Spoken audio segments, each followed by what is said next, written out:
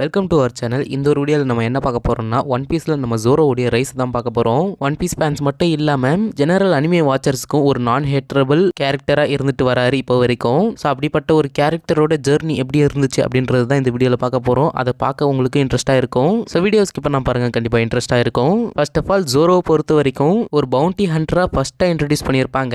அதுலேயும் bounty Hunter அப்படின்ற ஒரு தீமை இந்த ஒரு கேரக்டர் மூலிமா டீப்பாக கன்வே பண்ணியிருப்பாங்க.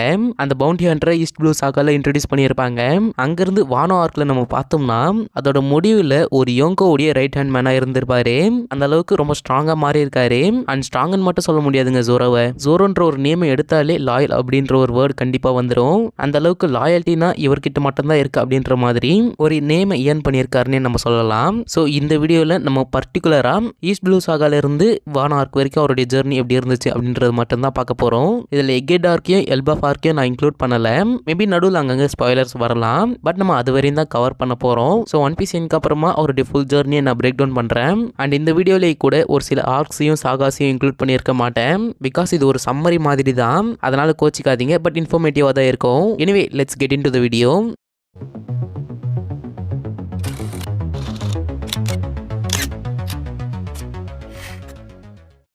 ஃபர்ஸ்ட் ஜோரோவுடைய ஸ்டோரி எங்கிருந்து பிகின் ஆகிருக்கும் பார்த்தீங்கன்னா, ஷிமோட்சுகி வில்லேஜில் ஒரு டோஜோல ட்ரைனிங் பண்ணிட்டு இருக்கிற மாதிரி காமிச்சிருப்பாங்க. அதுவும் அவர் சின்ன வயசுல இருக்கிறப்ப அந்த டைம்லேயே ரொம்ப பவர்ஃபுல்லாக இருக்கணும் அப்படின்ற ஒரு ஆசை அவருக்கு இருக்கு. அதுலேயும் குயினா அப்படின்ற ஒரு கேரக்டரை டிஃபீட் பண்ணணும் அப்படின்ற ஒரு எய்மோட இருந்திருப்பாரு. பட் அந்த ஒரு கேரக்டரை ஜோரோவால் கடைசி வரைக்கும் டிஃபீட் பண்ண முடியல. அந்த ஒரு கேரக்டரும் அன்ஃபார்ச்சுனேட்டாக இறந்து போயிருப்பாங்க. ஸோ அந்த ஒரு கேரக்டரோட எய்மும் ஒரு ஸ்ட்ராங்கஸ்ட் ஸ்வாட்ச்மனாக இருக்கணும் அப்படின்றது தான். அந்த கேரக்டர் இறந்ததுனால அந்த கேரக்டரோடைய பில்லை நம்ம ஜோரோ கேரி பண்ணுறாரு. அப்படியே கட் பண்ணி நம்ம ஈஸ்ட் ப்ளூ சாகால பார்த்தோம்னா ஒரு கைதியா காமிச்சிருப்பாங்க. அந்த ஒரு இடத்துல நம்ம லூஃபி தான் நம்ம ஜோரோவை சேவ் பண்ணியிருப்பாரு.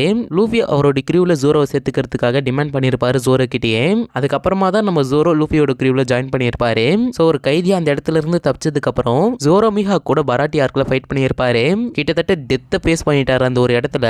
ஸோ அப்படி இருந்து அதுக்கப்புறமா அவர் ரெக்கவர் ஆகிட்டாரு. அண்ட் அதுக்கப்புறமும் நம்ம அர்லாங் கூட ஃபைட் பண்ணியிருப்பாரு. அந்த ஒரு டைம்ல ஜோரோவுடைய பாடி பார்த்துட்டு அர்லாங்கே ஷாக் ஆகியிருப்பாரு. அந்த அளவுக்கு ஜோரோவுடைய பாடி கண்டிஷன் ரொம்ப பேடா இருந்தது. பட் அப்படி இருந்தும் அர்லாங்குடைய ஸ்வாட்ச்மேன் அவர் டிஃபீட் பண்ணாரு. இதுக்கப்புறம் இவங்க ஃபுல்லா ரெக்கவர் ஆனதுக்கு அப்புறமா கிராண்ட் லைனுக்குள்ள என்டர் ஆகுறாரு. கிராண்ட் லைனுக்குள்ள என்டர் ஆனதுக்கு அப்புறமா அங்க இருக்கிற 200 பவுண்டி ஹண்டர்ஸை டிஃபீட் பண்ணியிருப்பாரு. யோசிச்சு பாருங்க, கிராண்ட் லைன்ல இருக்கிற பவுண்டி ஹண்டர்ஸ். இந்த ஒரு விக்டரிக்கு அப்புறமா இவரு மிஸ்டர் ஒன் அப்படின்ற டேஷ் போன்ஸை ஃபேஸ் பண்ணியிருப்பாரு. இந்த கேரக்டருடைய பாடி ஃபுல்லாவே ஸ்டீலா இருக்கும். ஸோ அந்த மாதிரியான ஒரு கேரக்டரை எப்படி நம்ம ஜோரோ டிஃபீட் பண்ணுவாருன்னு கொஞ்சம் யோசிச்சு பாருங்க. அப்படி இருக்கிறப்ப அந்த ஒரு கேரக்டரை நம்ம ஜோரோ பிசிக்கல் ஸ்ட்ரென்த்தை யூஸ் பண்ணாம அவருடைய ஸ்பிரிச்சுவல் ஸ்ட்ரென்த்தை யூஸ் பண்ணி டிஃபீட் பண்ணியிருப்பாரு. அண்ட் அதுவும் இல்லாம அந்த ஒரு இடத்துல பிரீத் ஆஃப் ஆல் திங்ஸ் அப்படின்ற ஒரு எபிலிட்டி அன்லாக் பண்ணியிருப்பாரு. அது ஜோரோவுக்கு ஒரு நியூ டைமென்ஷன். இது எல்லாம் கிராண்ட் லைனுக்குள்ள என்டர் ஆகி அலபஸ்தா சாகாக்குள்ளே முடிஞ்சிருக்கும். இதுக்கப்புறமா எனிஸ் லாபிஸ்ல காக்கு கூட ஃபைட் பண்ணியிருப்பாரு. ஸோ ஸ்கைபி ஆர்க்ல நான் இதுல இன்க்ளூட் பண்ணல. அந்த அளவுக்கு ஜோரோடைய ஜெர்னியில அது இம்பாக்ட் ஏற்படுத்தின மாதிரி எனக்கு தெரியல. என்னோட பாயிண்ட் ஆஃப் வியூல இருந்து நான் சொல்றேங்க. ஸோ தப்பா நினைச்சுக்காதீங்க. உங்களுக்கு எப்படின்னு மறக்காம கமெண்ட் பண்ணுங்க. எனிவே இப்போ நம்ம ஜோரோ CP0 மெம்பரான காக்கு கூட ஃபைட் பண்ணுவாரு. இந்த இடத்துல காக்கோ டிஃபீட் பண்றதுக்கு கொஞ்சம் கஷ்டப்பட்டிருப்பாரு நம்ம ஜோரோ. அதுவும் இல்லாம காக்குவுக்கு அந்த ரொக்குஷிகி டெக்னிக் தெரிஞ்சது மட்டும் இல்லாம அவருக்கு ஒரு ஜோன் டைப் டெவில் ஃப்ரூட்டும் கிடைச்சிருக்கும். அதெல்லாம் யூஸ் பண்ணி நம்ம ஜோரோவுக்கு ஒரு டஃப்பான பேட்டில் கொடுத்துருப்பாரு நம்ம காக்கோ. பட் நம்ம ஜோரோ அந்த ஒரு பேட்டில் அஷூரா ஃபார்மை அவைக்கன் பண்ணியிருப்பாரு. சாரி, அன்லாக் பண்ணியிருப்பாரு. அந்த ஒரு அஷூரா ஃபார்ம் மூலியமாவே காக்குவை டிஃபீட் பண்ணாரு அந்த ஒரு ஆர்க்ல. அண்ட் இவங்க 2 பேரோட பேட்டில் முடிச்சதுக்கு அப்புறமா த்ரில்லர் பார்க் ஆர்க்ல ரியோமாவுடைய பாடி கூட ஃபைட் பண்ணியிருப்பாரு. ஸோ அந்த ஒரு ஃபைட்ல நம்ம ஜோரோ வின் பண்ணியிருந்தாலும் ரியலா அந்த ஒரு இடத்துல ரியோமா இருந்தா கண்டிப்பா நம்ம ஜோரோ டிஃபீட் ஆகியிருப்பாரு. அண்ட் அது மட்டும் இல்லாம ரியோமா பாடி கூட ஷீஷோய் ஸ்வாடும் இருந்துச்சு. அதனாலே அந்த ஒரு பேட்டில் கொஞ்சம் டஃப்பா இருந்தது. பட் அந்த ஒரு பேட்டில் எண்ட்ல நம்ம ஜோரோவுக்கு ஷீஷோய் ஸ்வாட் கிடைச்சிருக்கும். இதனாலே ஜோரோவுக்கு ஒரு எக்ஸ்ட்ரா பவர் ஆட் பண்ண மாதிரி இருந்தது. அண்ட் அதே ஆர்கேன்ல ஒரு தரமான சம்பவமும் பண்ணியிருப்பாரு. Nothing happened. கண்டிப்பா இந்த த்ரில்லர் பார்க் பேச்சு அடிபட்டுச்சுனாலே இந்த ஒரு டைலாக் தான் எல்லாருக்கும் ஞாபகம் வரும். அது மட்டும் இல்லாம இந்த ஒரு சீன் தான் த்ரில்லர் பார்க்கே கொஞ்சம் மேலே ஏத்துச்சுன்னு நான் சொல்வேன். அண்ட் இது மட்டும் இல்ல, ப்ரூக் கூடிய பேக் ஸ்டோரி இந்த ஒரு ஆர்க்கு கொஞ்சம் இம்பாக்ட் ஏற்படுத்துச்சு. ஸோ அந்த நத்திங் ஹேப்பன்ல என்ன ஆகிருக்கும்னா நம்ம ஜோரோ லூஃபியோட மொத்த பெயின் அப்டைன் பண்ணியிருப்பாரு. அதுவும் ஹெசிடேஷனே இல்லாம.